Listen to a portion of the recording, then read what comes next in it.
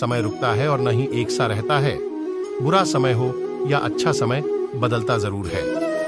आज बुरा है तो कल अच्छा, और अच्छा तो फिर बुरा समय जरूर आएगा।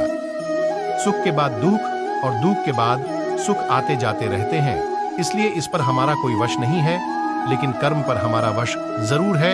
आप सिर्फ कर्म करिए, फल की चिंता किए बगैर। समय आने पर फल जरूर मिलेगा।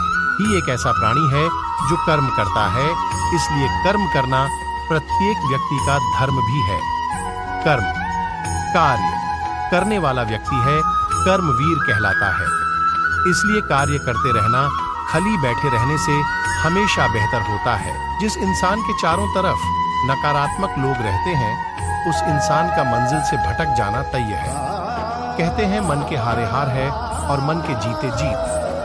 जिस प्रकार सकारात्मक विचारों से सफलता मिलती है, उसी प्रकार नकारात्मक विचार असफलता के मार्ग की ओर अग्रसर करते हैं, क्योंकि जैसा हम सोचते हैं वैसे ही हम बनते जाते हैं और अपने विचारों के माध्यम से ही हमें चंचल होता है। यह इधर उधर भागता है और किसी भी कार्य की एकाग्रता का दुश्मन है। लेकिन यदि यह व्यक्ति के वश में हो जाए तो इससे अच्छा कोई मित्र नहीं है। मन को एकाग्र करना जरूरी है, बस थोड़े से प्रयास और अभ्यास की जरूरत है। इस शरीर का मोह मत करो, यह तो माटी है, माटी में मिल जाएगा।